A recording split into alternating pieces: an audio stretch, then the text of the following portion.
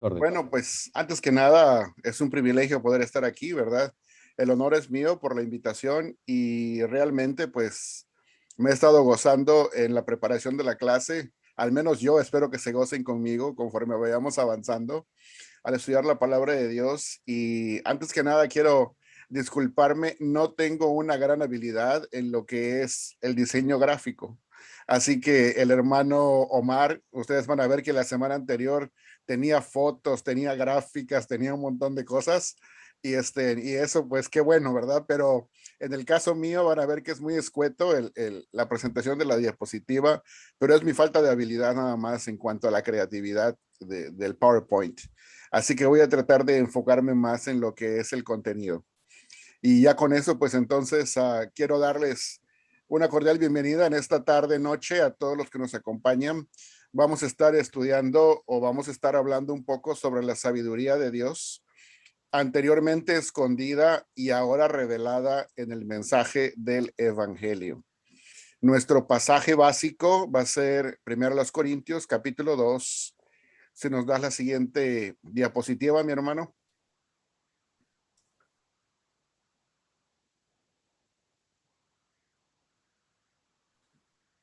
Tenemos ahí la palabra del Señor. Voy a estar leyendo de la Biblia textual, cuarta edición, y para poder entender todo el contexto de lo que estamos hablando, vamos, al menos el contexto inmediato, vamos a retomar en donde estábamos en la clase anterior. El verso 6 dice, sin embargo, hablamos sabiduría entre los que han alcanzado madurez, pero una sabiduría no de este universo, ni de los gobernantes de este mundo que van desapareciendo, sino que hablamos sabiduría de Dios en misterio, la escondida, la que Dios predestinó antes de los siglos para nuestra gloria, la cual ninguno de los gobernantes de este mundo conoció, porque si la hubieran conocido, nunca habrían crucificado al Señor de la gloria. Antes bien, como está escrito, cosas que ojo no vio, ni oído oyó, ni han subido en corazón de hombre, son las que Dios preparó para los que lo aman. Y Dios nos la reveló por medio del Espíritu. Amén. Esta es la palabra del Señor sobre la cual vamos a estar dilucidando en esta tarde noche y espero que tengan un poco de paciencia conmigo conforme vamos avanzando. Si nos puedes poner la siguiente diapositiva, mi hermano. Bueno, vamos a tratar de resumir y retomar de la sesión anterior porque en la exposición que hizo nuestro hermano Omar, bastante de la información que él cubrió y de la escritura que él cubrió se empalma con la parte que me toca el día de hoy. Así que no voy a repetir todo lo que él dijo. Fue una muy buena, una fabulosa exposición la que hizo la semana anterior. Solamente voy a tratar de resumir y tomar los puntos que consideré más importantes para poder saber qué es lo que él elaboró y de ahí tomar y continuar nosotros. Punto número uno, vemos que lo que nos exponen estos versículos viniendo desde la semana anterior dice, los gobernantes de este mundo que van desapareciendo se refiere no solo a los gobernantes humanos de las naciones que crucificaron al Señor de la Gloria, sino también a los gobernantes o principados espirituales o demoníacos que antes de la predicación del Evangelio del reino de Dios mediante Jesús y sus apóstoles, tenían a los gobernantes humanos de las naciones de este mundo bajo su dominio y control, formando así un principado de tinieblas comandado por el diablo, príncipe de las tinieblas. Esto está basado en un pasaje, no es el único pasaje, obviamente, pero quise poner uno que es bastante representativo de lo que estamos queriendo decir o lo que se quiso decir la semana anterior. Dice así el pasaje del verso 11, vestíos la armadura de Dios para poder estar firmes frente a las artimañas del diablo, porque no tenemos la lucha contra sangre y carne, sino contra los principados, contra las potestades, contra los gobernadores del mundo de la tiniebla, contra las huestes espirituales de maldad en las regiones celestes. Y esto viene del capítulo 6, versos 11 y 12 de la epístola a los Efesios. Esto es lo que estábamos viendo la semana anterior y si podemos ver la siguiente diapositiva, vemos que el punto número 2 lo quiero presentar a través de una pregunta. ¿Y por qué los príncipes, o sea, los gobernantes espirituales de este mundo de tinieblas, estaban ya desapareciendo desde el tiempo de los apóstoles? Y vamos a ver tres diferentes incisos. En cuanto a la respuesta, esto se expuso la semana anterior, pero en breves rasgos, el inciso A dice, porque los apóstoles empezaron a predicar la llegada del reino de Dios a la tierra, como vemos en Lucas capítulo 10, versículo 11. Si recuerdan, la semana anterior nos exponía el hermano Omar aquella salida de los 70 cuando estaban predicando y cómo los demonios se sujetaban a la palabra y la predicación de ellos. Inciso B, porque Satanás fue expulsado del cielo, como vemos en Lucas 10, específicamente el verso del 1 al 3 y 17 al 20, y también Revelación 12 del 3 al 17. ¿Recuerdan ustedes ese pasaje donde Jesús dijo, yo veía a Satanás que caía del cielo como un rayo? Entonces se hizo referencia a eso a través de nuestro hermano Omar, y vemos que este evento anunciaba su pronta derrota. Y el inciso C, porque Jesucristo derrotó definitivamente a Satanás en la cruz del Calvario y lo humilló públicamente a él y a sus huestes demoníacas, habiéndolos llevado prisioneros en su desfile triunfal.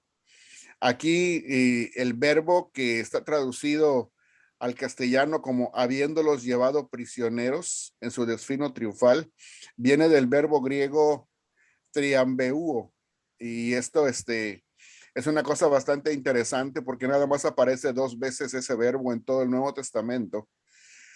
Uno es aquí y otro es en otra parte de la epístola a los Corintios, en donde dice que Jesucristo nos hace triunfar a nosotros. Son los únicos dos lugares en donde aparece, pero en esta parte es muy interesante y muy importante porque dice que las huestes celestiales o las huestes demoníacas sufrieron una derrota mortal definitiva en cuanto a que salieron completamente vencidos en la cruz del Calvario por Cristo Jesús. Y así como cuando un gran rey o un gran emperador o un gran jefe militar en batalla hace desfilar delante de sus súbditos a los prisioneros, mostrando su fuerza y su poderío, de la misma manera el soberano Rey de Reyes y Señor de Señores hizo desfilar en forma triunfal a todos aquellos prisioneros que eran las huestes celestes, que salieron derrotadas cuando él no solamente murió, sino que resucitó de la tumba. Así que esto lo vemos mencionado en la escritura. Eso fue en el capítulo 2 de la epístola a los Colosenses. Lo podemos leer allá un poco más adelante, del verso 15 en adelante, para que ustedes lo puedan tener como referencia. Y pasamos ahora sí a la siguiente diapositiva, mi hermano. Ahora vamos a retomar, ya después de haber resumido la clase anterior. Espero que haya podido haber hecho un buen resumen, mi hermano Omar. Pero tenemos aquí la naturaleza de la sabiduría de Dios. Cuando estamos hablando de la sabiduría de Dios, hay que notar que tiene tres aspectos muy importantes. Uno de ellos es que dice estaba escondida, oculta, en misterio. ¿Qué significa eso? Significa que la gente común, sobre todo la gente que no tiene el Espíritu Santo, y eso lo vamos a ver conforme vamos desarrollando la clase o la sesión, la plática, la gente que no tiene el Espíritu de Dios no entiende acerca de la sabiduría de Dios.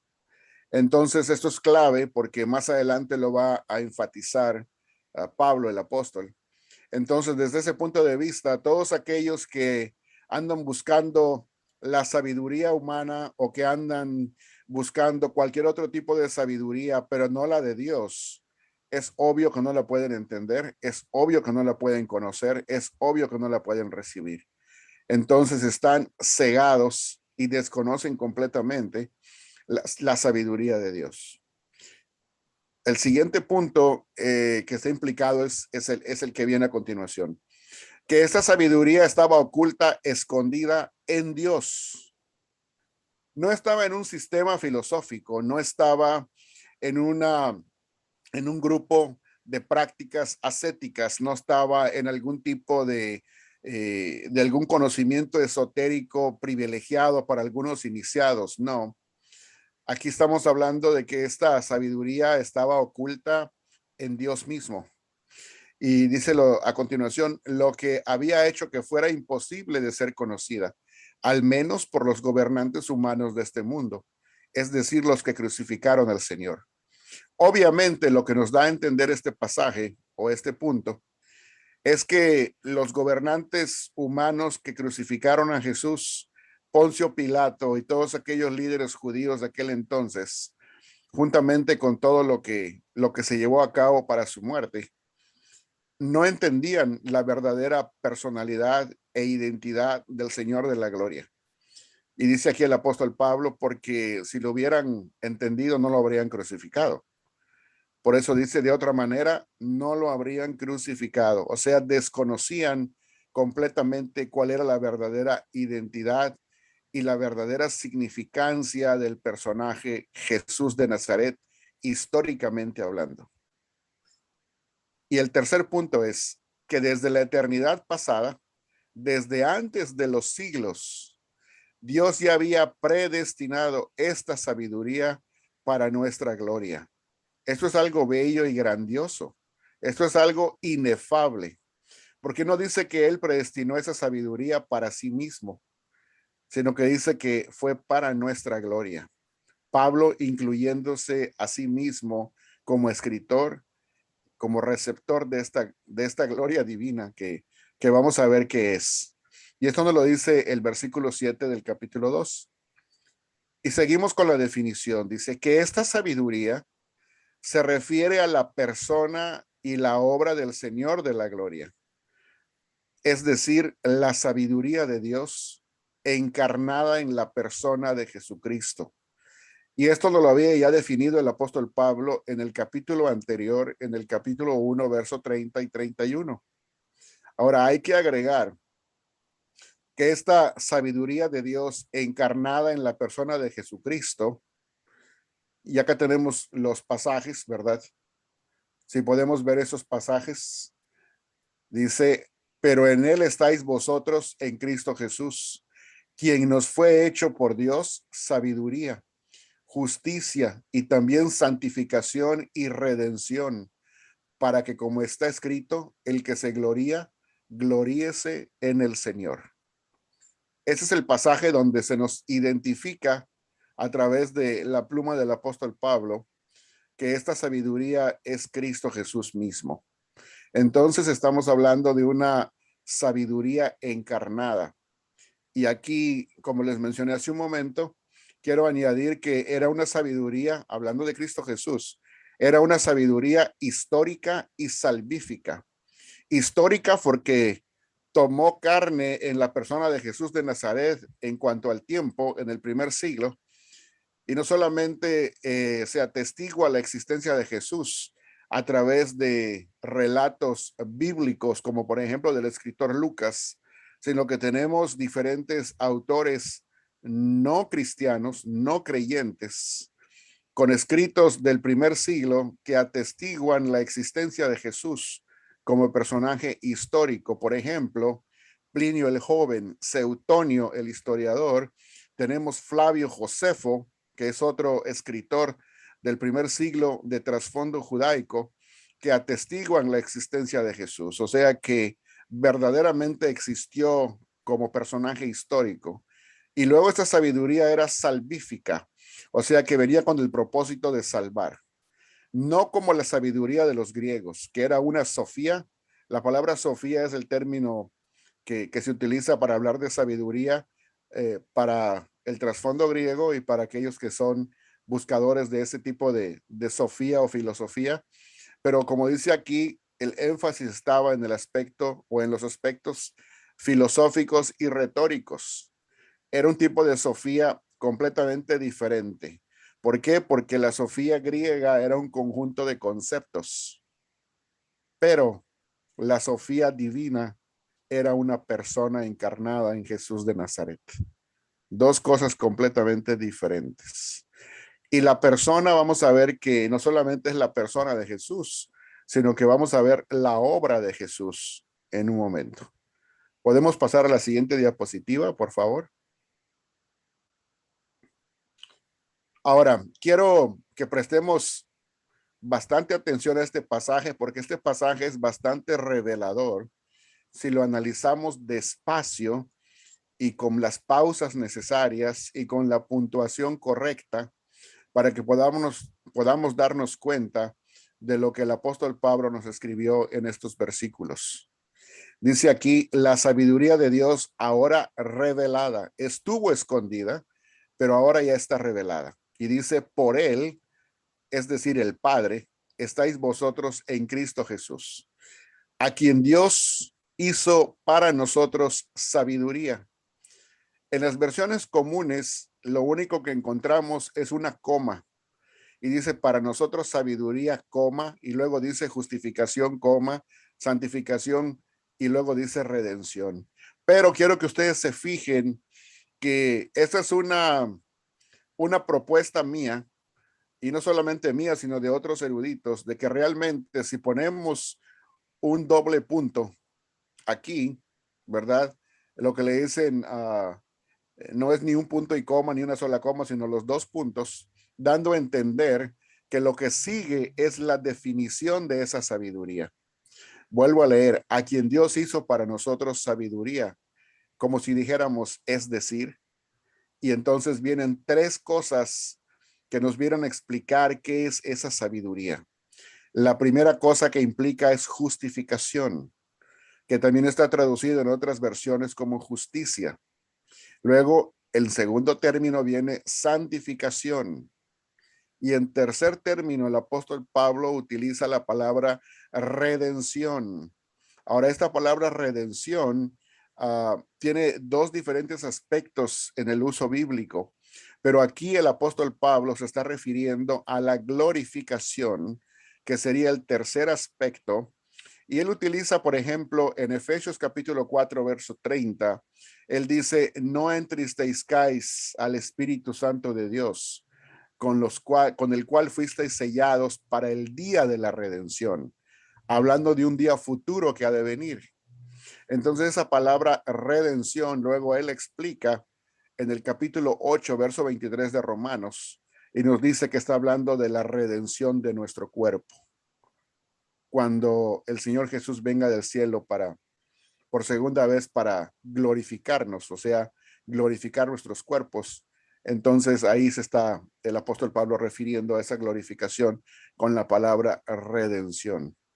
Pero para hacerlo de una manera estándar, si lo podemos poner con esos términos, le voy a mencionar esos tres etapas o fases o estados que son justificación, santificación y redención. Entonces la sabiduría de Dios está contenida en tres fases, para que como está escrito, el que se gloría, gloríese en el Señor. ¿Qué queremos decir con esto? Queremos decir que todo esto, tanto la justificación como la santificación y la glorificación, todo viene de nuestro Dios. Así que si en algo hemos de gloriarnos, tiene que ser en Él. No en nuestras obras, no en nuestros esfuerzos, no en nuestros pensamientos, no en nuestros méritos. Lejos esté de nosotros tan siquiera pensar que en alguna forma le podemos ayudar a Dios, sino todo lo contrario. Él es nuestro único y todo suficiente Salvador. Él es el Señor de la gloria. La siguiente diapositiva, mi hermano. De ahí que quiero presentarles este cuadro que habla de los tres estados o fases de la salvación. Por lo general, déjeme dar esta breve introducción. Por lo general, nosotros estamos acostumbrados a utilizar de una manera muy prolífica y de una manera bastante abundante el término salvación solamente en uno de sus aspectos, que es el aspecto de la justificación. Cuando, por ejemplo, decimos que hemos sido salvados o que fuimos salvados, entonces estamos enfatizando uno de esos aspectos. Pero a veces, de una manera muy popular, tendemos solamente a circunscribir o a confinar el término salvación a uno de los aspectos, que es la justificación. Entonces, no tendemos a utilizar la palabra salvación para ninguno de los otros aspectos, o sea, estados o fases de la salvación. Y hoy lo vamos a explicar en detalle un poco, ¿verdad? Para que podamos ir comprendiendo cada una de estas columnas y de estas fases. Se dice que la justificación es la doctrina básica, la doctrina esencial sobre la cual la salvación se mantiene en pie o cae desde un punto de vista evangélico. Así nos lo enseñaron los reformadores y creo que con toda y justa razón, porque ellos veían que la justificación, si la hemos de comparar con alguna cosa metafóricamente, pensemos nosotros en un árbol bien enraizado y la justificación es esa raíz, es donde se encuentra toda la fortaleza del árbol que está bien enraizado en la tierra, que está bien impregnado en el suelo y nada lo mueve de ahí. Entonces esa raíz viene siendo la justificación. La justificación es el primer punto por el cual nos lleva nuestro Señor en esta sabiduría que Él va desplegando.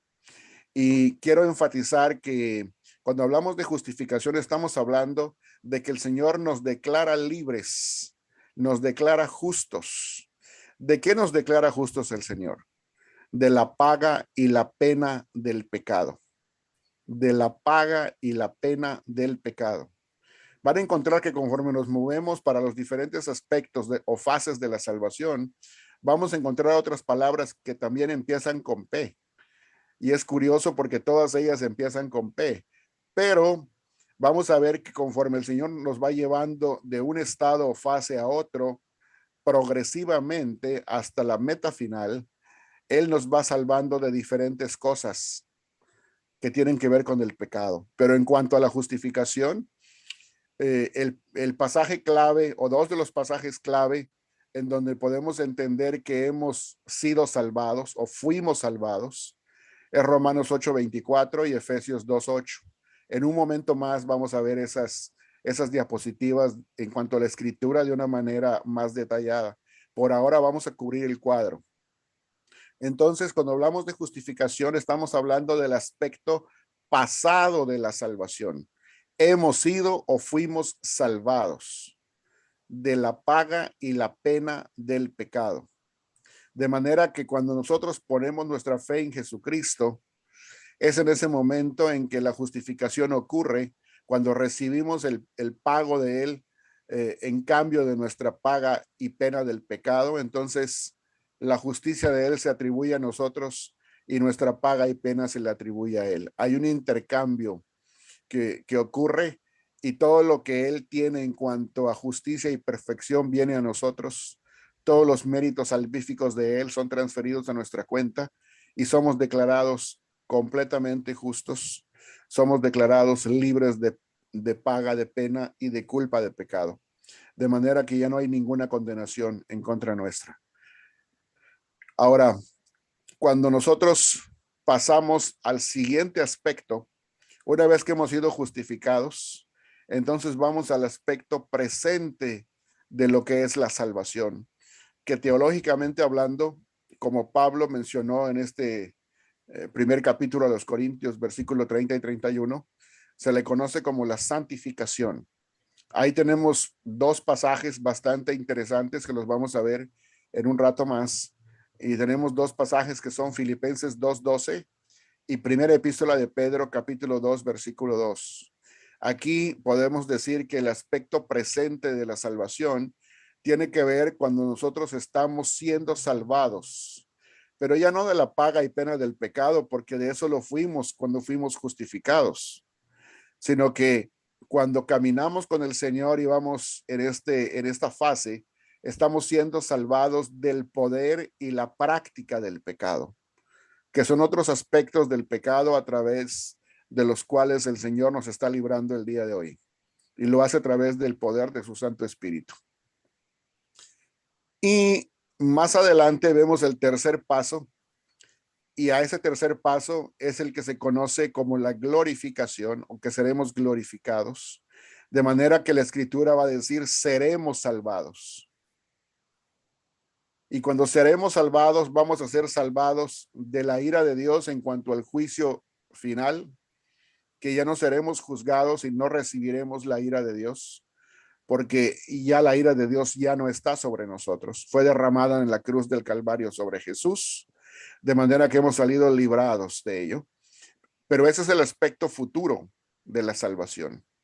Entonces, aquí está hablando de que en aquel día, cuando Cristo regrese por segunda vez, seremos librados o salvados de la presencia misma del pecado en nuestro ser, en nuestro cuerpo físico, de manera que la meta final se habrá logrado, como cuando dijo el apóstol Pablo, sorbida es la muerte con victoria. Y esto también es una obra que Dios va a hacer. O sea que la obra que el Señor ha iniciado, la completará y la llevará a buen término en aquel día. Y todo esto es un proceso en el cual Dios es el que tiene la mano cantante, por así decirlo, y Él es el que lleva a cabo toda la obra. Nosotros nada más somos vasos receptores y cooperadores en donde se permite esa cooperación, que es en la santificación. Pero los otros dos aspectos, que es la justificación y la glorificación, son aspectos completamente obra entera del Señor Jesucristo a través de su Santo Espíritu. Ahora, esto es bastante interesante y vamos a ver estos pasajes. Ahora sí, en la siguiente diapositiva vamos a analizar los pasajes que tienen que ver con la justificación. Dice justificación, el tiempo pasado de la salvación. Fíjense cómo se utiliza el verbo salvados en este pasaje. Dice en Romanos 8:24, porque en esperanza fuimos salvados. Bien hubiera podido decir porque en esperanza fuimos justificados, y equivaldría exactamente a lo mismo, teológicamente hablando. Dice, pero la esperanza que se ve no es esperanza, pues ¿quién espera lo que ve? Y el siguiente pasaje, que es muy común y muy conocido, es el que dice en Efesios 2:8, porque por gracia habéis sido salvados. Ahí está hablando nuevamente del aspecto pasado al que hemos denominado bíblicamente justificación. Bien podría haber dicho porque por gracia habéis sido justificados por medio de la fe. Y esto no de vosotros, es el don, o sea, el regalo de Dios.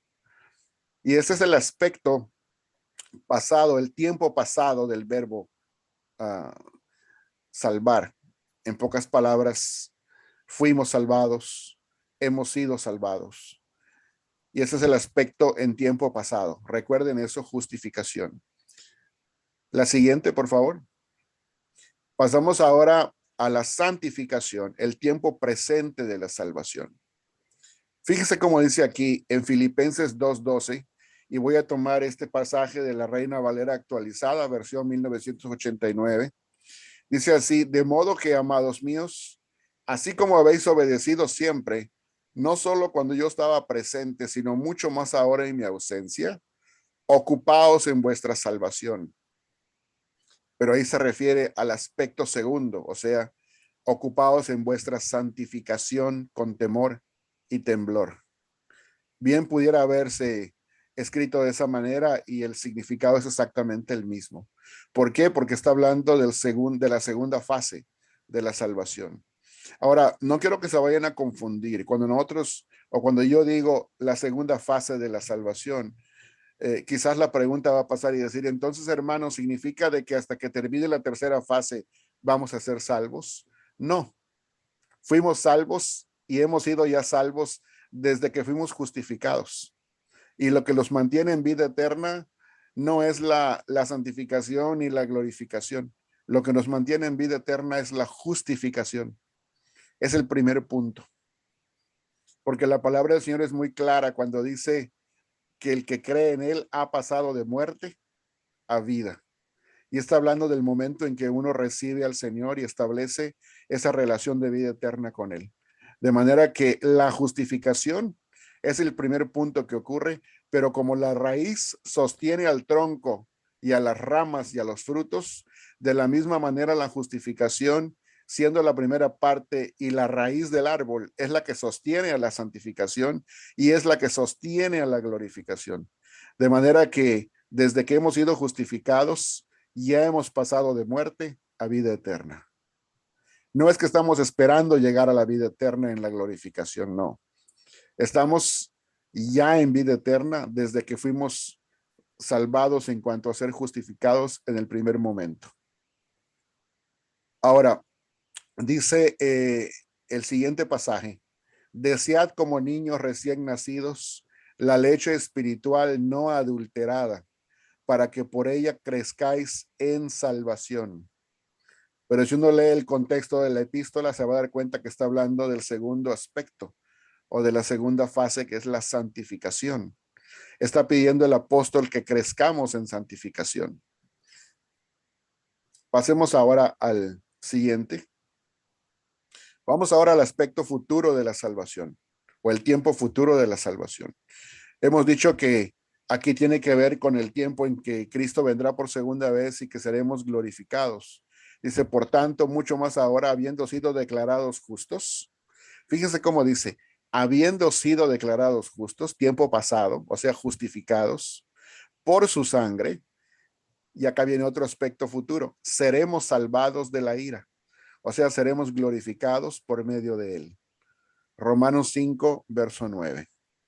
Y el siguiente es el siguiente versículo que está en el mismo capítulo, dice así, porque si siendo enemigos fuimos reconciliados con Dios por la muerte de su Hijo, o sea, fuimos justificados, mucho más, habiendo sido reconciliados, o sea, justificados, seremos salvados, o sea, glorificados en su vida. Pero recuerden que cada una de esas fases implica que somos salvados de un diferente aspecto del pecado. Cuando fuimos justificados, recordemos que fuimos salvados de la paga y la pena del pecado. Cuando estamos siendo santificados, estamos siendo salvados o liberados del poder y la práctica del pecado. Y cuando seamos salvados en su aspecto futuro, entonces lo seremos de la presencia misma del pecado en nuestros cuerpos mortales. De manera que entonces, cuando nuestros cuerpos sean glorificados, pasaremos a la inmortalidad, porque es el punto básico del evangelio. Dice el apóstol que ha sacado a la luz la vida y la inmortalidad a través del evangelio. Y esa es la meta final. Ahora, pasemos a la siguiente diapositiva. Esto es interesante porque en su exposición del evangelio, el apóstol Pablo lo hace de una manera sistemática en la epístola a los romanos. Interesante porque la epístola a los romanos es como si fuese un tratado teológico. Es una de las pocas cartas, si no es que es la única que está escrita en esa manera. Y es interesante porque el apóstol Pablo ni siquiera había llegado a Roma para, para conocer a los romanos. Tenía la intención de viajar a Roma en su camino hacia España, porque tenía la intención de predicar el evangelio también en España. Y como preparativo para su viaje, envió la carta a los romanos para decirles, miren, yo soy el apóstol Pablo, esto es lo que predico, este es mi evangelio, quiero que me conozcan con anticipación, así que aquí les va el mensaje que yo predico. Y el apóstol escribe la carta de los romanos, y acá tengo un breve bosquejo de lo que es toda la carta, pero quiero que ustedes se fijen en cómo él va elaborando los puntos básicos de su epístola a los romanos. Primero tiene una introducción en el primer capítulo y los primeros 15 versículos. Luego tiene el tema central de la epístola, que es los versos 16 y 17, que se refiere a la justicia de Dios revelada como salvación. Y luego viene el primer punto, que es, no en cuanto a los tres que están allá, sino el punto introductorio, que es la declaración de condenación universal de todas las personas. En pocas palabras, el apóstol Pablo nos declara a todos como culpables y dice, no hay justo ni aún uno, no hay quien busque a Dios. Todos a la una, dice, cometieron pecado, de manera que tanto judíos como gentiles somos declarados reos de culpa, reos de paga y pena del pecado. Entonces somos declarados condenados, destituidos de la gloria de Dios. Pero en su elaboración de lo que es el mensaje de la salvación, primero él presenta esa declaración de condenación para que nos demos cuenta de que todos estamos en la misma condición, impotente, imposibilitada de salvarnos a nosotros mismos. Y luego él empieza a elaborar, y desde el capítulo 3, verso 19, hasta el capítulo 5, verso 21, habla de la salvación como justificación. Después, desde el capítulo 6, verso 1 hasta el 8, 17, habla de la salvación como santificación. Y luego, en el capítulo 8, verso 18 hasta el 39, habla de la salvación como glorificación. Luego tiene un segmento donde habla de la salvación del Israel de Dios en los capítulos 9 al 11. Y luego todo el final, desde los capítulos 12 al 16, habla de la aplicación y práctica de la doctrina, de lo que acaba de enseñar en la parte anterior. Entonces, vemos ahí cómo es que esos tres aspectos, salvación como justificación, salvación como santificación y salvación como glorificación, son los tres aspectos en sus tiempos pasado, presente y futuro. En pocas palabras, sabemos de dónde nos ha sacado el Señor cuando nos justificó. Sabemos en qué aspecto estamos en cuanto que somos santificados el día de hoy, y tenemos la plena confianza de que un día no muy lejano seremos glorificados también por su gracia y por su voluntad soberana. Así que esa es nuestra esperanza, ¿verdad? Y por eso es que amamos al Señor, porque en todo esto Él nos ha dado una gracia que no merecíamos, completamente inmerecida. Esa sabiduría que Él ha estado desplegando en la persona y la obra de Jesús, lo sigue haciendo el Señor día a día en la vida de cada uno de aquellos que logramos ver la condenación. Cuando una persona no está en Cristo y logra ver esa condenación, entonces empieza a entender la gran obra que el Señor está haciendo en su vida y que seguirá haciendo y que la terminará y la consumará. La siguiente diapositiva, mi hermano. Ahora aquí quiero que ustedes se fijen una vez más. Pusimos ahí los aspectos en cuanto a cómo podemos seguir esto en la epístola a los Romanos. Ahí tenemos la justificación, Romanos 3, 19 al 5, 21. En el aspecto pasado, recuerden que somos salvados de la paga y la pena del pecado. En el aspecto presente, ahí pueden leer desde el capítulo 6, 1 hasta el 8, 17, del poder y la práctica del pecado. Y en cuanto a la glorificación, como dijimos, Romanos 8, 18 hasta el verso 39. En la parte de abajo quise resaltar algo que es bastante interesante. Son pasajes claves, siento yo, que el apóstol Pablo menciona en cuanto a esta sabiduría de Dios que él despliega a través de la salvación. Porque en el capítulo 5, verso 1 dice, ninguna condenación, perdón. No, perdón, justificados pues por la fe, tenemos paz para con Dios por medio de nuestro Señor Jesucristo. Justificados pues por la fe, tenemos paz para con Dios por medio de nuestro Señor Jesucristo. De manera que lo que nos trae la paz delante del Padre es esa justificación que él mismo llevó a cabo en Cristo Jesús. Después, otro pasaje clave es Romanos 8:1. Ninguna condenación hay para los que están en Cristo Jesús. De manera, mis hermanos y hermanas, que si en este proceso, en esta fase que le llamamos santificación, sentimos que no damos la talla, sentimos que a veces por más que queremos, fracasamos en evitar algún tipo de pecado y sentimos zozobra, temor, miedo y decimos, Señor, yo te quiero seguir, te estoy buscando, sigo tus caminos, pero por más que trato de evitar este pecado, a veces la tentación me gana y vuelvo a caer, Señor. Yo creo que es tiempo de que este pasaje nos reavive nuestra fe y nos dé más motivación y más gracia de Dios para seguir adelante, para levantarnos y seguir adelante tratando de agradarle al Señor y agradecerle cada día más. Porque el pasaje dice, ninguna condenación hay para los que están en Cristo Jesús. Creo que esa debe ser la máxima motivación de nuestro corazón para amar a nuestro Dios de manera recíproca, mutua y caminar con Él, tomados de la mano de Él y siguiendo hacia adelante a través de la obra poderosa de su Santo Espíritu.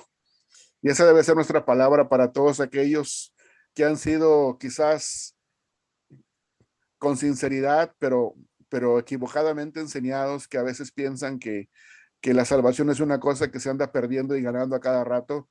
Y a veces hay gente que no sabe cómo funciona la sabiduría de Dios en cuanto a la salvación y mucho menos en cuanto a la santificación, de manera que les tienen enseñado una santificación completamente legalista y de ese tipo de enseñanza no han salido y es una forma de vida muy pobre y muy terrible. El poder vivir todo el tiempo en aterrorizados en la ansiedad de no saber que tenemos un Dios que nos ama y que nos ayuda. Porque dice la palabra, si el justo cae, se vuelve a levantar. Porque el Señor es el que lo levanta, no por sí mismo, sino que el Señor es el que lo levanta. Entonces, y tenemos que estar constantes en la palabra del Señor, ¿verdad? Otras personas a veces no entienden el proceso, sobre todo de la santificación, y piensan, entonces, si ya soy justificado, ¿tengo libertad para pecar? No, ese no es el punto. El apóstol Juan dijo muy claramente en el capítulo 2 de la epístola de Juan, dice, hijitos míos, esto les escribo para que no pequen. Pero si alguno hubiere pecado, abogado tenemos para con el Padre, a Jesucristo el justo. Entonces la gracia no es una licencia para pecar. La gracia es una licencia para creer y para amar, para creer en Jesucristo y para amarnos unos a otros. Y si en ese camino nosotros tropezamos, entonces la gracia de Dios nos permite levantarnos con la ayuda de su Santo Espíritu y de nuestros hermanos y hermanas que nos aman y seguir hacia adelante. Porque tenemos un camino hacia adelante y una corona que recibir. El Señor nos ha prometido para todos aquellos que le aman. Y creo que todos los que seguimos a Jesús le seguimos porque lo amamos. No porque nosotros lo hayamos amado a Él, sino porque la palabra dice que Él nos amó primero. Y esa es la palabra del Evangelio. Ahora, en cuanto a la glorificación y el aspecto de que seremos salvados en el futuro, como decía Romanos 8:24, dice que esperamos la adopción, la redención de nuestro cuerpo. Pero ese pasaje de Romanos 8:38 al 39 es clave cuando dice que ni la vida, ni la muerte, ni los ángeles, ni los demonios, ni lo presente, ni lo porvenir, ni ninguna cosa creada en esta creación nos podrá separar del amor de Dios que es en Cristo Jesús. Entonces, creo que tenemos una obra completamente sabia de parte de Dios en cuanto a su obra salvífica en la vida de cada uno de nosotros.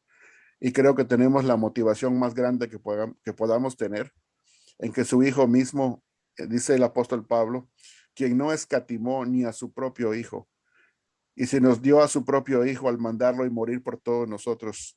Luego pregunta el apóstol Pablo, ¿cómo no nos dará juntamente con Él en forma gratuita y libre todas las demás cosas? Un pasaje poderosísimo para que nos haga reflexionar. La siguiente, mi hermano. Aquí fíjense tengo esta cita que me gustó mucho, que la tomé del libro Primero a los Corintios de Gordon Fee en las páginas 120 a 121. Es una cita. Dice así, lo que Dios determinó antes de los siglos se ha hecho realidad en la era presente, la cual está en camino de llegar a su conclusión ahora que la era gloriosa y final ha amanecido y está aguardando su consumación para nuestra gloria. Lo que técnicamente ha sido predestinado es la sabiduría de Dios.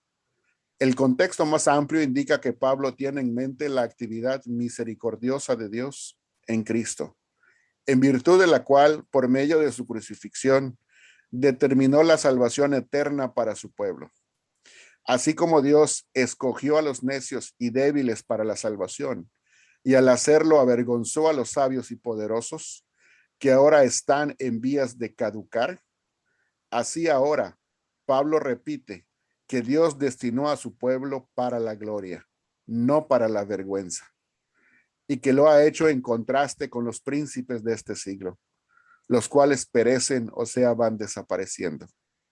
La expresión para nuestra gloria es lenguaje escatológico, o sea, es referente a la meta final de la salvación, a saber, que el pueblo de Dios tenga parte en su propia gloria, o sea, la de Dios.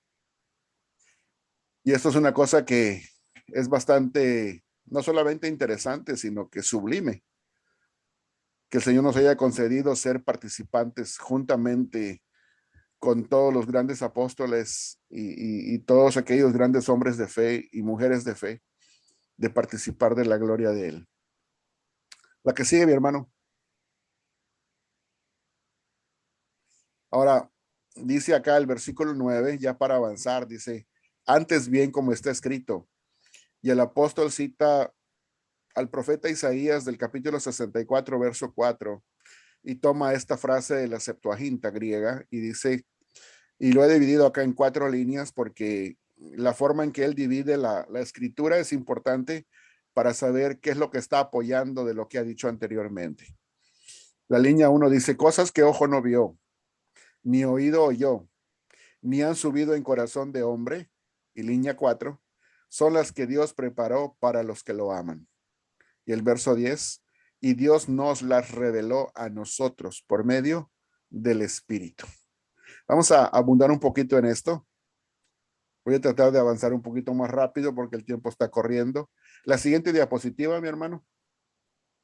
Fíjense, dice acá, línea 1, cosas que ojo no vio. Línea 2, ni oído oyó. Y línea 3, ni han subido en corazón de hombre. La explicación es la siguiente. Estas 3 líneas apoyan lo que dice Pablo en los versos 6b y 8. O sea, el 6 en su segunda parte y el 8. Es decir, primero, que la gente del mundo presente no comprende lo que Dios ha realizado en Cristo.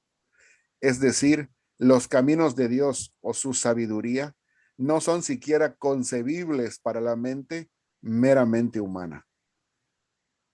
O sea que una mente meramente humana, sin el debido influjo o sin la debida influencia del Espíritu Santo, es completamente inconcebible para una mente meramente humana siquiera imaginar lo que Dios ha realizado en Cristo. Es una mente totalmente cegada. Y luego la línea 4 dice, son las que Dios preparó para los que lo aman. Y en segundo punto, lo que la gente ignora es la salvación que Dios ha preparado para los que le aman. Es lo que Pablo está tratando de decir con este pasaje. Está tratando de apoyar básicamente los 2 puntos que antes elaboró en los versos del 6 al 8. La que sigue, mi hermano. Ahora dice, la línea 4 que dice, son las que Dios preparó para los que lo aman. Tiene una frase bastante bonita e interesante en griego, que es tis agaposin. Dice, esta frase, Dios preparó para los que lo aman, aparece nuevamente en Romanos 8:28. Y dice así, del 28 al 30. Y sabemos que a los que aman, ahí está otra vez la frase, tis agaposin, a Dios, todas las cosas ayudan para bien, a los que son llamados conforme a su propósito. Y fíjense, aquí vuelve a elaborar esta sabiduría de Dios desplegada en cuanto a la salvación. Porque a los que antes escogió, también los predestinó a ser conformados a la imagen de su Hijo, o sea, mediante su sabiduría, a fin de ser él primogénito entre muchos hermanos. 30. Y a los que predestinó, a estos también llamó. Y a los que llamó, a estos también declaró justos, o sea, justificó. Y a los que declaró justos, o los justificó, a estos también, yo le agregué allí para que podamos hacer sentido, santificó y glorificó. O sea que ahí el apóstol se saltó el punto de la santificación y de una vez se fue hasta la glorificación. ¿Saben por qué? Porque en la mente de Dios, aunque históricamente no hemos sido glorificados, en la mente de Dios ya es un hecho pasado. Es una cosa tan cierta que Dios nos considera ya glorificados a los ojos de Él. Estamos esperando nada más que llegue el día para que esto ocurra. Fíjese qué tan grandioso eso, ¿no? Y a veces la gente aquí pensando cómo puede salvarse a sí misma. O sea que yo creo que lo que necesitamos hacer es tener un grado de humildad, de sinceridad y decirnos, Señor, aquí estamos, soy materia dispuesta, ven, sálvame. Como dijo aquella persona cuando se comparó con aquel fariseo y dijo, Señor, ten misericordia de mí que soy pecador. Reconocer nuestra propia pecaminosidad es el primer paso para poder recibir la salvación. Entonces es una cosa clave, ¿verdad? Y en cuanto aún el mismo reconocimiento de esa pecaminosidad, la misma escritura nos enseña que es el mismo Espíritu Santo el que nos convence de pecado. No es que un día amanecimos y se nos ocurrió darnos cuenta de que éramos pecadores, ¿no? Sino que el Espíritu Santo en los que son pecadores y todavía están cegados por el pecado, trabaja en sus corazones. Y es el mismo Espíritu el que los guía hacia el arrepentimiento y hacia ese reconocimiento de culpa y de pecado. Todo es obra de Dios, hermanos. No hay nada que se le escape a su soberana acción.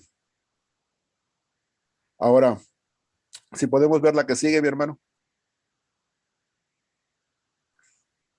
Y dice aquí, y nos la reveló a nosotros por medio del Espíritu. Y mi pregunta es, ¿quiénes son los referidos como nos y nosotros? Y Dios nos las reveló a nosotros por medio del Espíritu. Bueno, pues el contexto nos dice claramente quiénes son esos personajes. El 1:18 dice, pero para los que están siendo salvados, y luego dice Pablo, para nosotros.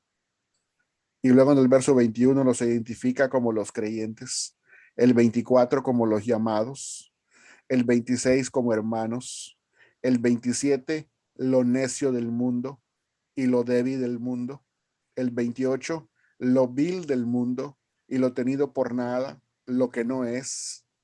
Y el verso 6 del capítulo 2 dice, los identifica así, fíjense, los que han alcanzado madurez, pero que se estaban comportando como si no la tuvieran. ¿Por qué? Porque en el capítulo 1 y verso 11 al 13 ya se había dicho de que estaban inmiscuidos en divisiones y pleitos entre ellos. Interesantísimo esto, los que han alcanzado madurez, pero que se estaban comportando como si no la tuvieran. La que sigue, mi hermano. Y dice aquí, y Dios nos la reveló a nosotros por medio del Espíritu. Ahora vamos a la parte del Espíritu. ¿Qué les quiso dar Pablo a entender por medio del Espíritu? Bueno, que esa sabiduría ahora ya revelada no procedía de ellos. Por lo tanto, no se debían de gloriar en sí mismos, sino solamente en el Señor, como dice primero los Corintios 1:31. Segundo, que el Espíritu Santo era el medio que Dios había usado como agente revelador para darles a conocer la salvación, es decir, justificación, santificación y glorificación. El capítulo 1, verso 7 dice que no les faltaba ningún don espiritual y que abundaban en todo conocimiento. Y el punto 3, que todo lo que habían recibido de parte de Dios, lo habían recibido gratuitamente. Como dice primero los Corintios 2:12. Y aquí voy a tener que permitirme avanzar un poquito para poder hacer sentido en el contexto, para poder ver que es en el verso 12 donde se elabora este punto, pero está conectado con los versículos que estamos leyendo. Si me haces el favor, mi hermano, de avanzar a la siguiente. Dice, y Dios nos la reveló por medio del Espíritu. Fíjese cómo dice el verso 12. Y nosotros no hemos recibido el espíritu del mundo. Ese espíritu que buscaba la sofía griega en filosofía y retórica, no, dice, sino el espíritu que proviene de Dios, para que sepamos lo que Dios para que sepamos lo que Dios nos concedió gratuitamente. ¿Qué es lo que debemos saber? Que Cristo es esa sabiduría y que en su sabiduría nos ha justificado, nos está santificando y que nos glorificará a su debido momento.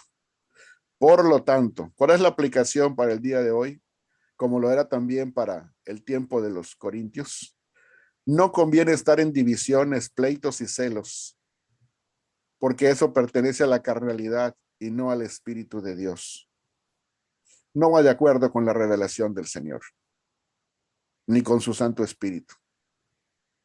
Y luego, conviene mejor estar en las cosas espirituales, reveladas en el nuevo pacto en Cristo y por el Espíritu, ya que pertenecemos a una nueva creación, como dice 2 Corintios 5:17.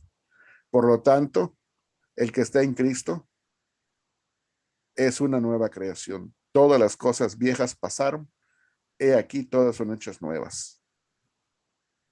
Así que es esa nueva creación a la que nosotros pertenecemos. ¿Y la que sigue, hermano?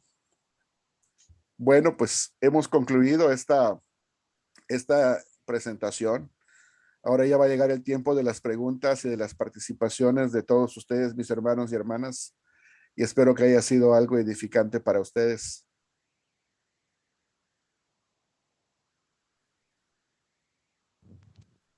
Mi querido hermano, ¿qué podríamos decir? Una gran bendición el tenerte aquí y que nos hayas explicado esto, que justamente venimos arrastrando desde la sesión pasada cuando nuestra hermana Yolanda nos hizo esa pregunta de cómo es este proceso de la salvación, ¿verdad? Cómo es que Pablo estaba hablando de en un gerundio, los que están siendo salvados ahí en el capítulo 1, verso 18.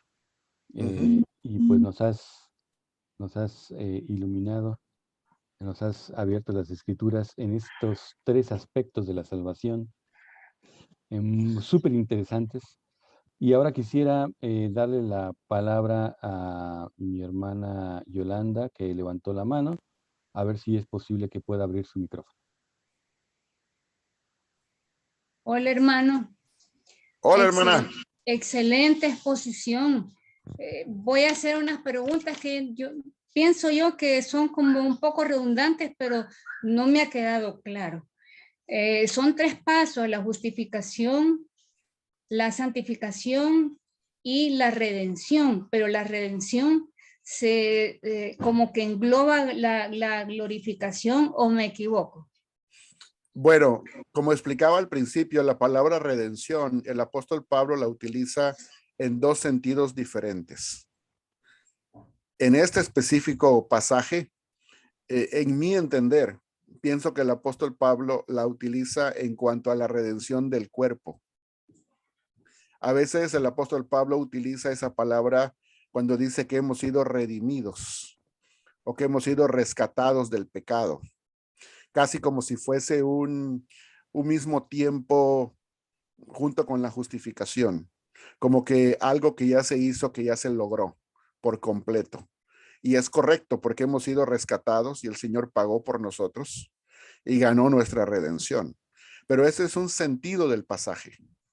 Ahora, en este pasaje en particular, pienso yo que él utiliza el segundo sentido, que es la redención de nuestro cuerpo. Le recomendaría que lea el pasaje de Romanos capítulo 8, versículo 24, si no me equivoco, que es donde el apóstol Pablo dice que la misma creación gime a una esperando ser renovada. Y luego dice, y nosotros estamos esperando la adopción, y luego dice que es la redención de nuestro cuerpo.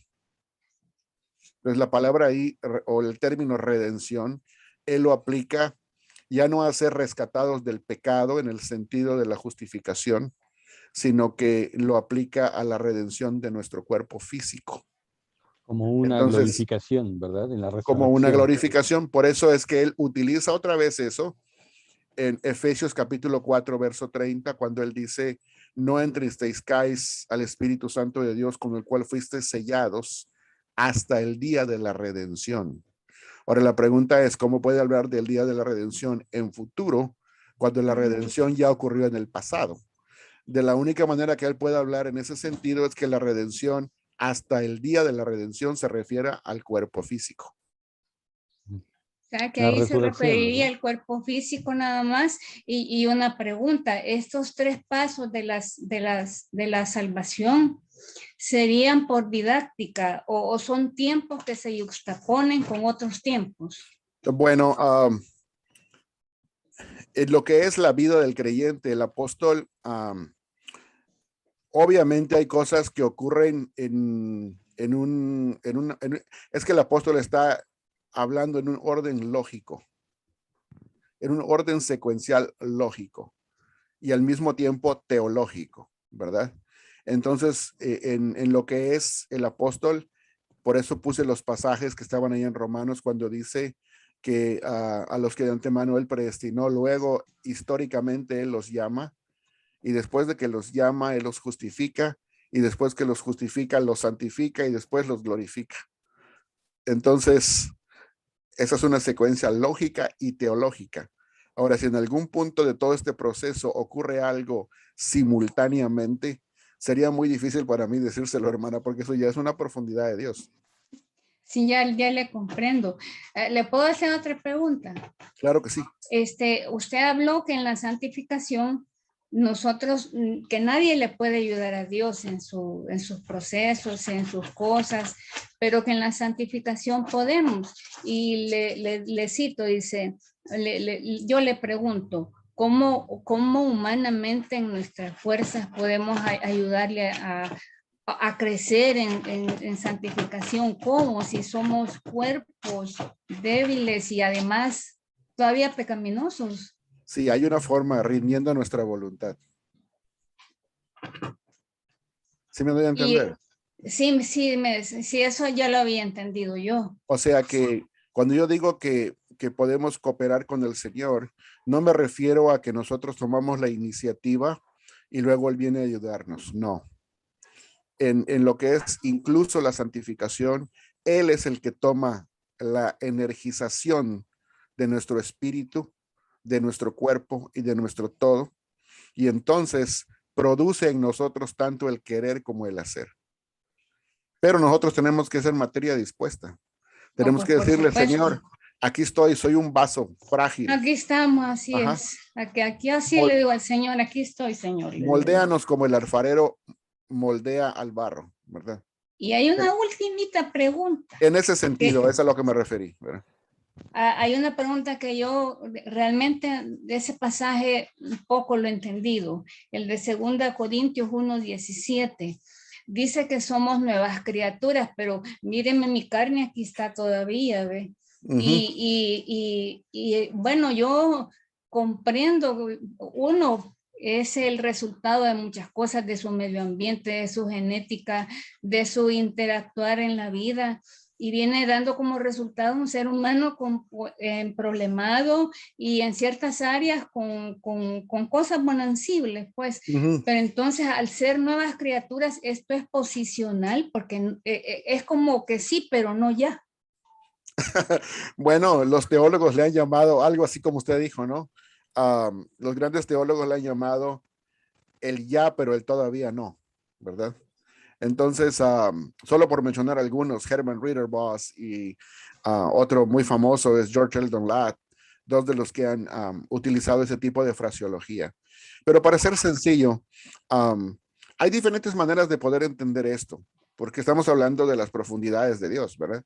Entonces, pero una de ellas, por ejemplo, es la que utilizó el gran reformador Martín Lutero, que él utilizó una frase que era simul justus et peccator, que significa al mismo tiempo justo y pecador. ¿Qué significa eso? Por ejemplo, en el capítulo 7 de los Romanos, él en su exposición decía de que en esta vida, en este proceso de santificación, sí somos nuevas criaturas y sí tenemos un nuevo hombre interior que el Señor ha creado y que ha regenerado a través de su Santo Espíritu y que es el que vive en nosotros y es el que nos motiva a las cosas de Dios y nos conecta con las cosas de Dios. Pero hay un rezago que es el que falta ser liberado en cuanto a la presencia misma del pecado en nuestra carne, en nuestros miembros físicos, que es el que es como que nos acicatea y como que es algo ahí es como un tipo de obstáculo que evita que corramos la carrera de una manera amplia. Es como cuando una persona está corriendo en una carrera y de repente siente como que hay una astilla que se le clava en la planta del pie.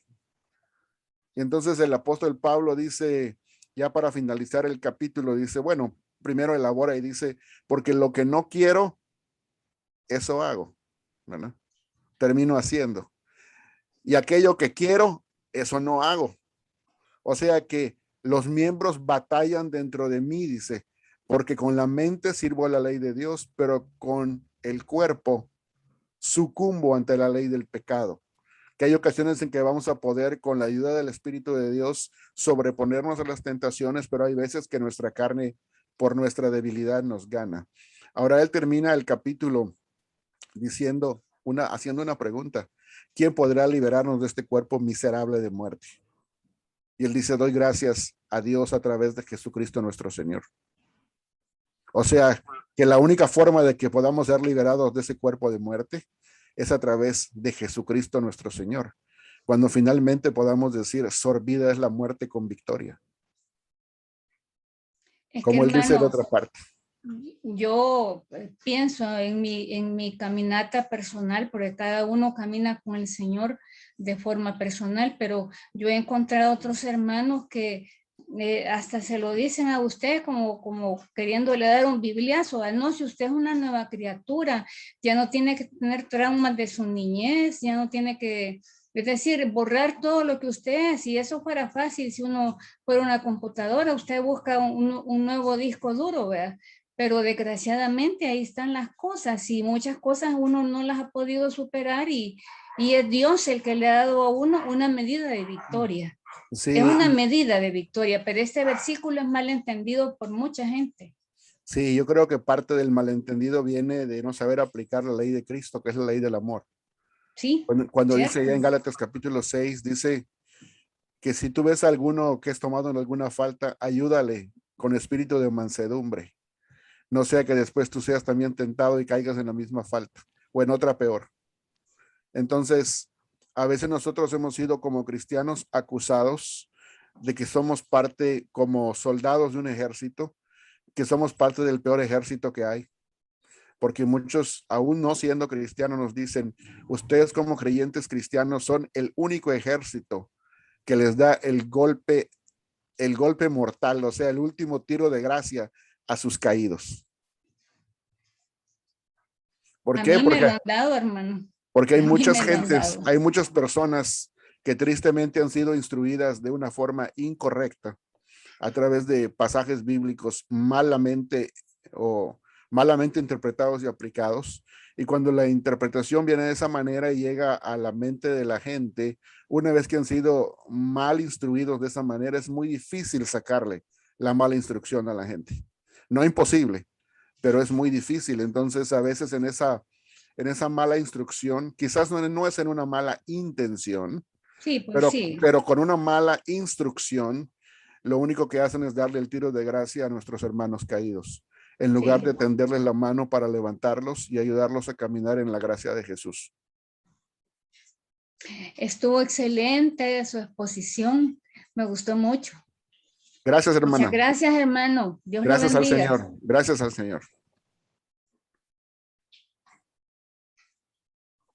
Bien, mis hermanos, pues me gustaría saber si alguien pudiera levantar la mano para hacer alguna aportación, alguna pregunta, o escribir en el chat para poder continuar. Yo solamente quería comentarte, mi hermano Benjamín, que me gustó muchísimo esta frase que usaste de sabiduría salvífica, la cual se conecta completamente con la exposición que tuvimos la semana pasada, y cómo estos aspectos de la salvación que ahí Efesios 2 nos explica Pablo sobre el misterio de Cristo, el cual dice que parte de este misterio de Cristo es que los gentiles ahora eran pues Coherederos. coherederos de Cristo. Y al hablar de gentiles está hablando de las naciones. Y esto me hizo tanto sentido cuando, cuando regresamos al texto que estamos analizando, que dice que esos gobernadores de este siglo, de esta era, no conocieron esa sabiduría que estaba escondida en Dios. Porque si lo hubieran conocido, nunca hubieran crucificado al Señor de la gloria. Y claro, pues con esto pierden todo el poder, pierden toda autoridad para mantener a las naciones, pues sometidas a ellas, a ellos, y sin la posibilidad de redención. Y por otro lado, pues eh, es sumamente humi-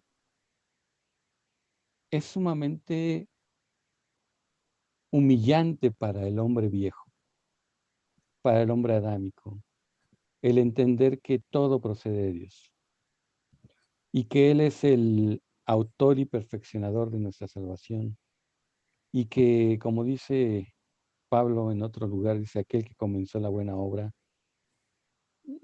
la habrá de terminar.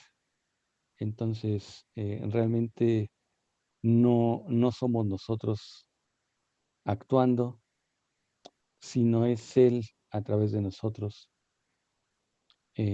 para que, como dice el texto que acabamos de leer, el que se gloríes en el Señor, ¿verdad?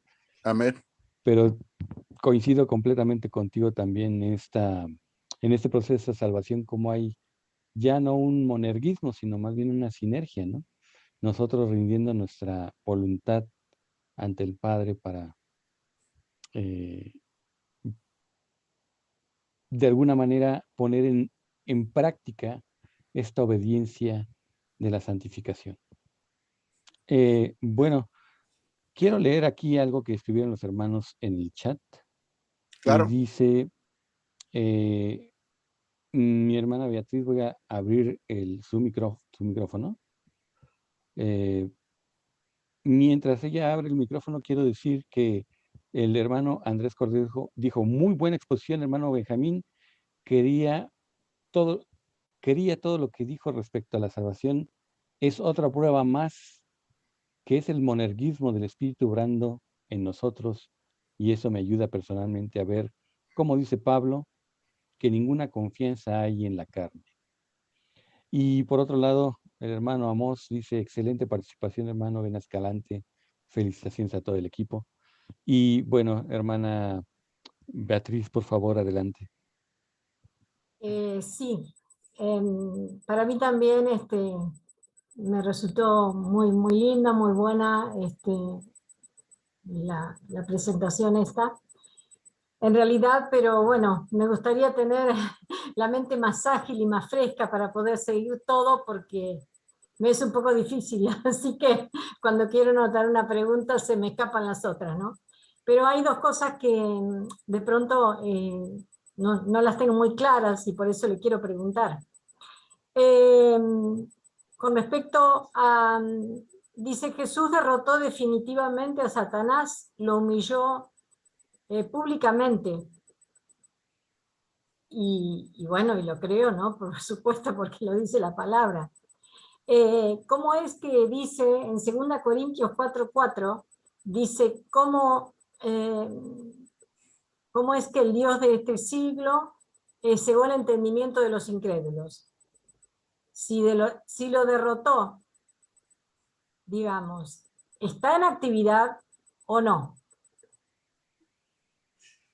Bueno, es una muy buena pregunta. Ahora, el mero hecho de que nosotros, y quiero pedirle a mi hermano José Antonio, si está por allá, ¿verdad?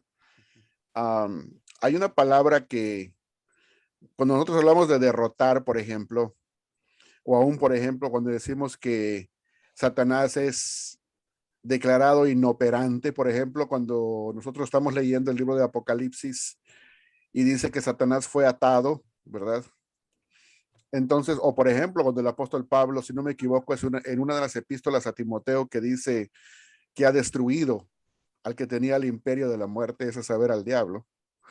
Esa palabra destruido no significa hecho añicos, ¿verdad? Sino que significa restringido y hecho inoperante hasta un cierto punto.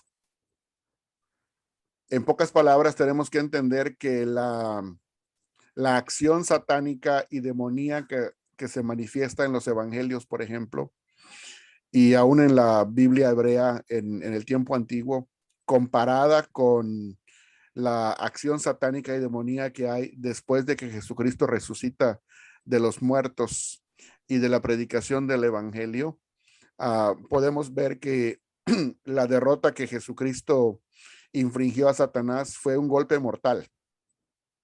Entonces, tiene hasta cierto punto una restricción. Dice para que no engañe más a las naciones, ¿verdad? Pero al mismo tiempo, cuando leemos epístolas como por ejemplo Romanos, nos dice, y otras epístolas, nos da a entender que, o aún las epístolas de Pedro, nos da a entender que Satanás todavía en cierta manera anda suelto y dice buscando a quien devorar, ¿verdad? Entonces, hay una cierta restricción que se llevó a cabo. En pocas palabras, muchos de los que son comentaristas bíblicos, si me puedo permitir esta frase, cuando hablan de Satanás, utilizan esta metáfora como se utiliza en la guerra del gran día D, ¿verdad? El gran día D fue un día en donde los americanos en la Segunda Guerra Mundial llegaron a Europa y le infligieron una derrota grandísima al ejército nazi. Entonces los americanos derrotaron en ese gran día D, le llaman así, ¿verdad? De dedo. Y entonces significa de que no es que destruyeron a todo el ejército nazi en ese momento, pero ese día marcó el día de la victoria del ejército americano. Y desde ese momento en adelante, el ejército empezó a adentrarse en el campo enemigo y empezó a infligir victoria, empezó a infligirle derrota tras derrota tras derrota a su enemigo hasta que completamente lo aniquiló y lo avasalló. Entonces, en esa misma metáfora, Jesucristo le ha infligido una derrota a Satanás y no lo ha derrotado del todo en el sentido de que ya no exista o en el sentido de que lo haya echado al agua de fuego ya o de que no tenga ningún tipo de actividad. Pero a través de la predicación del evangelio y de la gente predicador del evangelio que es la iglesia, siento yo que conforme vamos avanzando, vamos infligiéndole derrota tras derrota tras derrota cuando hacemos bien nuestra obra. Entonces sí, Satanás aparece como una persona o un personaje, mejor dicho, que anda suelto y buscando a quien devorar, pero que al mismo tiempo debemos comprender que no es un enemigo de Dios. Dios no tiene enemigos que le puedan hacer frente. No creemos en un dualismo de poderes, sino que creemos que es el enemigo del pueblo de Dios, no de Dios. ¿Sí me doy a entender? Amén. Sí, Entonces, sí. ahora, al mismo tiempo, creo que si leemos el contexto de las epístolas, es más fácil identificar quién es el identificado en la fraseología cada vez que leemos, porque, por ejemplo, de una manera rápida, me mencionó usted el capítulo 4:4 de Segunda Corintios, ¿verdad? Ahora, muchas personas de una manera general identifican a Satanás como el Dios de este siglo en ese pasaje. Sin embargo, la palabra diablo o la palabra adversario o la palabra Satanás no aparece en el versículo. ¿Sí me doy a entender, hermana? Amén. Sí, Entonces, no estoy diciendo que es una mala interpretación, simple y sencillamente estoy diciendo que debemos tener un poquito más de cuidado cuando observamos en nuestra lectura, porque Satanás no está mencionado en el 4:4. Entonces no sería hermenéuticamente correcto utilizar ese pasaje para identificarlo a él, como cuando, por ejemplo, leemos otro pasaje donde sí abiertamente dice, porque Satanás, el diablo, anda como león rugiente buscando a quien devorar. Ahí es inequívoco. En cambio, en el otro está sujeto a interpretación. ¿Sí me di a entender? Sí, sí, sí, sí, por supuesto. Mi hermano. Gracias, hermano. Tengo otra pregunta, ¿puede ser? Sí, aquí solamente me gustaría agregar algo, mi hermana Beatriz, porque esta misma pregunta yo me la hice hace tiempo, porque claro, dice que el Dios de este siglo cegó las mentes de los incrédulos para que no les resplandezca la luz del Evangelio de la gloria de Cristo, quien es la imagen de Dios. El pasaje es claro, dice que el Dios de este siglo los ha cegado, y luego entonces, si ellos están bajo el poder del maligno, ¿cómo es que nosotros decimos que a través de la proclamación del Evangelio, el Señor Jesús está reclamando las naciones para sí, y con un éxito avasallador, porque él mismo dijo que el, el poder de su iglesia no iba a ser ni siquiera contenido por las puertas del Hades. Pero creo que aquí vale la pena. eh, me gustaría leer esta parte de Gálatas, por ejemplo, en la vivencia de Pablo, en donde dice Gálatas 1:14, donde dice: y en el judaísmo aventajaba a muchos de los contemporáneos de mi pueblo, siendo mucho más celoso de las tradiciones de mis antepasados. Pero cuando el que me separó desde el vientre de mi madre y me llamó por su gracia, se agradó de revelar a su Hijo en mí para que lo anunciara entre los gentiles, no consulté enseguida con carne y sangre. Creo que lo que quiero decir con esto es que antes de que nosotros viniéramos a este encuentro con el Señor, ¿qué éramos? ¿Éramos creyentes? ¿Éramos personas ya elegidas por el Señor para venir a su gloria? ¿O éramos incrédulos cegados por el enemigo? A mí me parece que era yo una oveja perdida,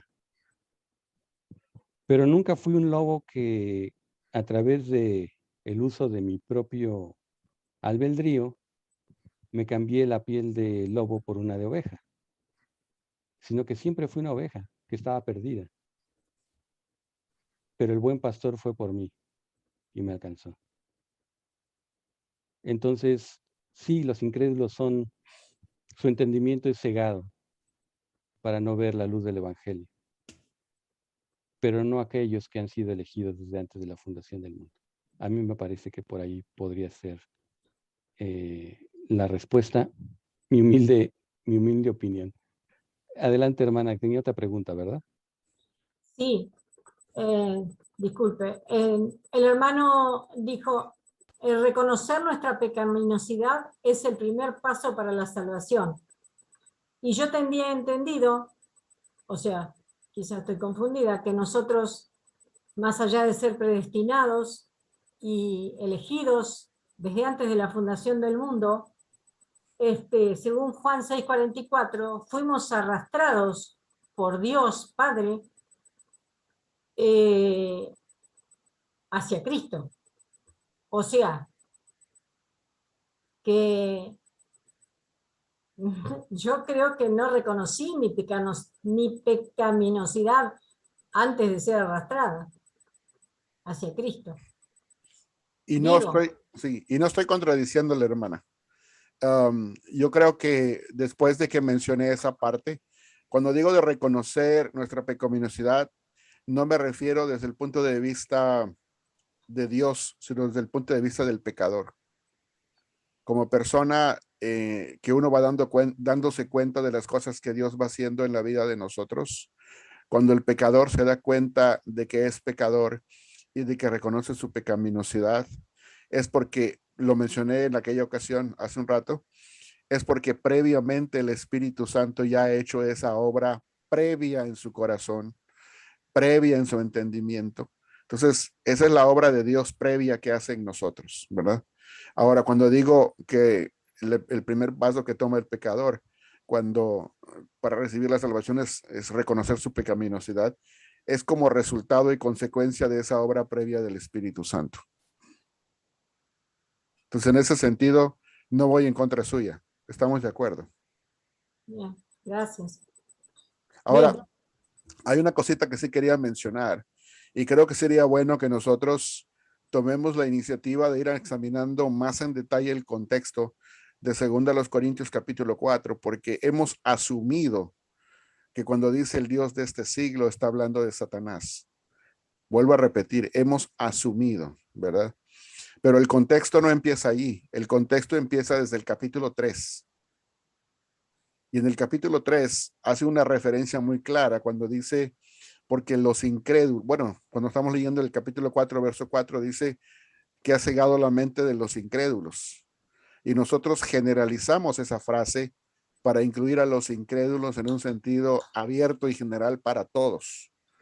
Pero en el contexto del capítulo 4 y de su previo inmediato contexto en el capítulo 3, no está hablando de incrédulos gentiles, está hablando de incrédulos judíos que se oponen al evangelio de la gracia de Dios y de que están sumidos en su ceguera en la ley mosaica. Entonces, lea usted detenidamente, y así invito a todos mis hermanos a que lean detenidamente el capítulo 3 y van paso a paso, palabra por palabra, verso por verso, y continúan después de que termine el capítulo 3 y se adentran en el capítulo 4, porque en el original no hay ni división de capítulos ni división de versículos. De manera que desde que empieza el capítulo 3 hasta que llega hasta el capítulo 4, verso 4, es un mismo contexto. Entonces tenemos que preguntarnos, ¿quién es el que había cegado la mente y el entendimiento de aquellos judíos incrédulos que se resistían al evangelio de la gracia de Dios en el primer siglo? Y en especial en contra de Pablo. Entonces, ¿quién es el que cegó el entendimiento de ellos? ¿Quién era ese Dios de este siglo? O sea que a mi entender lo que está diciendo es que los judíos incrédulos de ese tiempo habían convertido idolátricamente a Moisés en el Dios de ellos. Lo veían como su propio Dios. Y así como la ley mosaica dice, el mandamiento tomó ocasión en mí y por él me engañó y me mató, como dijo el apóstol Pablo, de la misma manera a estos judíos el mandamiento de la ley mosaica los había tomado, los había engañado y por ella los había enceguecido. Entonces, el Dios de este siglo, si no me equivoco, la frase no se refiere al Dios de este mundo en el sentido físico, sino al Dios de este siglo en cuanto al tiempo, a la edad caída que estaba regida por la ley mosaica. Entonces hay que tomar en cuenta el contexto para saber específicamente a cuáles que se perdían, a esos incrédulos que se perdían y que rechazaban la gloria del evangelio de Jesús. Hay que identificarlos dentro del contexto inmediato del capítulo 3. Es solamente una sugerencia, ¿verdad? Amén. Sé que hay hermanos y hermanas que pueden estar en desacuerdo conmigo y tienen esa completa libertad, pero les invito a que hagan ese análisis previo. Ok, Gracias, hermano. muchas gracias, hermano. Ahora parece que mi hermana Yolanda tiene otra participación, pero antes de que pueda ella participar, solamente quiero leerle aquí lo que se ha escrito en el chat y dice, bueno, la hermana Nelly Ortega, excelente exposición, hermano, gracias a Dios por sus vidas. Salomón, el hermano Salomón dice, hermano Benjamín, Dios está con usted, qué buena exposición. Y Nelly Ortega vuelve a comentar, hermano, en Efesios 4:26 dice la palabra ni deis lugar al diablo. La pregunta es si nosotros entonces tenemos capacidad de dar o no dar lugar al diablo en nuestras vidas. Y yo creo que en ese sentido, en este periodo de santificación en el cual vivimos, si nosotros no hacemos o si hacemos caso omiso a la voz del Espíritu Santo que habita en nosotros y sucumbimos a la tentación, claro que damos lugar al diablo. Ok, sí, me parece perfecto. Mi hermana Yolanda, por favor, adelante.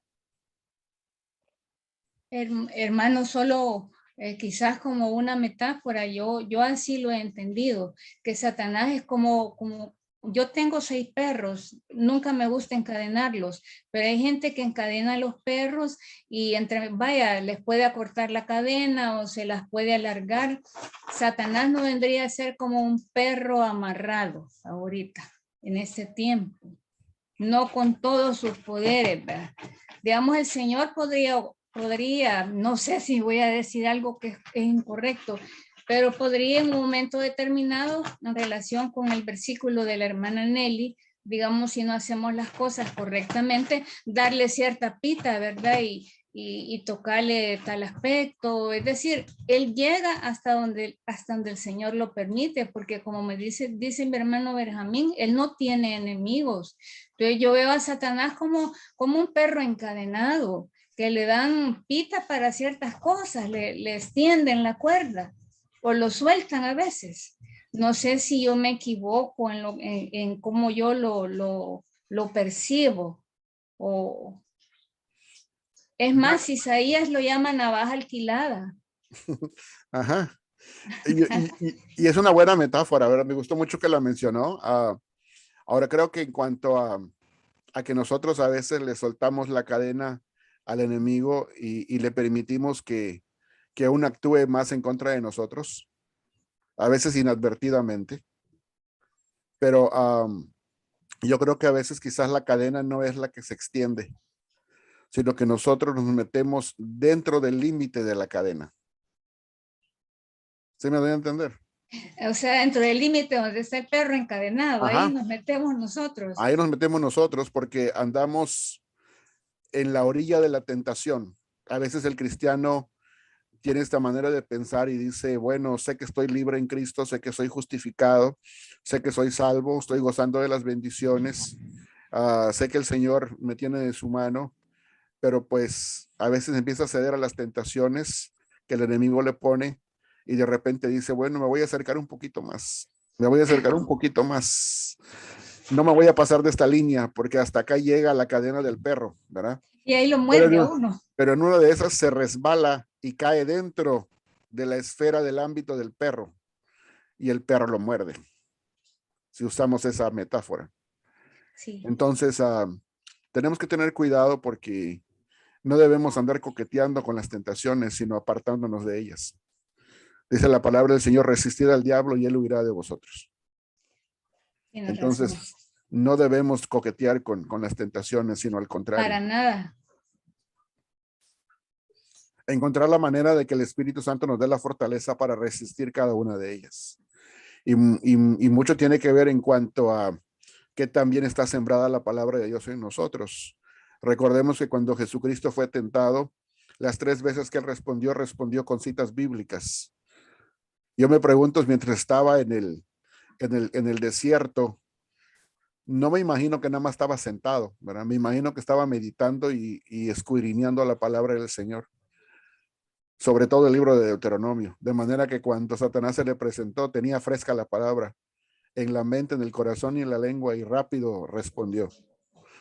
Ahora, nosotros debemos tener el mismo tipo de inclinación como la tuvo Jesús, de estar abundando en la escritura día y noche, como dice el mismo Salmo, ¿verdad? Dice, será como árbol plantado junto a arroyos de agua que da su fruto a su tiempo y su hoja no cae, y todo lo que hace prosperará. Dice, pero también dice que es porque medita en su ley de día y de noche. O sea, hablando de la palabra, ¿verdad? No me refiero a la ley como ley mosaica, sino como metáfora de la palabra del Señor, ¿verdad? Entonces, si estamos meditando en la palabra del Señor día y noche, cuando el enemigo se acerque, vamos a tener de dónde sacar del arsenal de la palabra para poderle responder y contraatacar. Pero si estamos debilitados porque muy,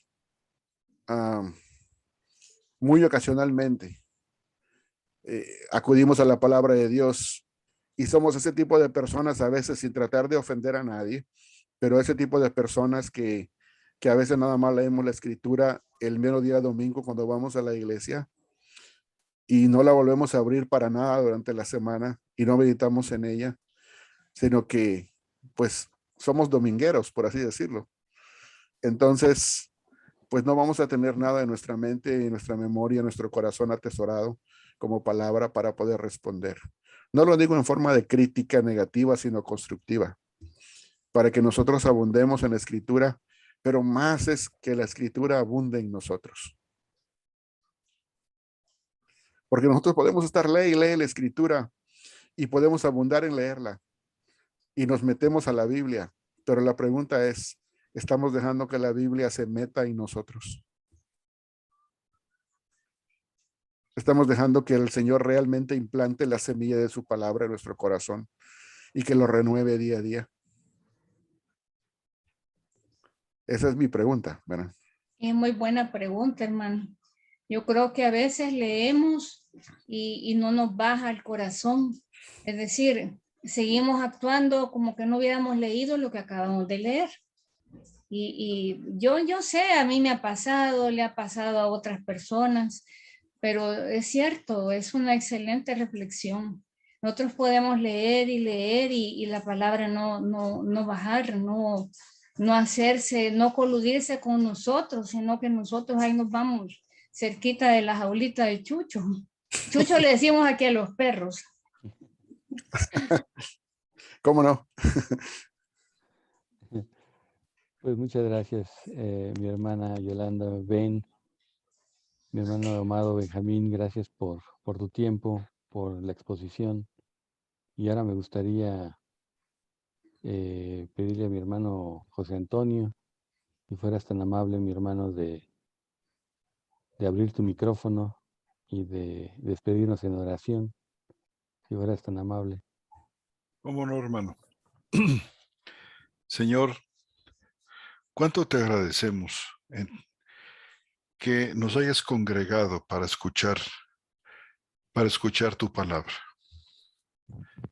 Agradecemos, Señor, que nos permites ver conexiones importantísimas que están dentro de tu escritura, conexiones dentro de tu pensamiento, que nos permiten comprender, que nos permiten calar hondo, Señor, en este conocimiento, en esta sabiduría profunda, Señor, que nos permite entender, nos permite entenderte, nos permite captar el sentido de las cosas, el sentido de la vida eterna.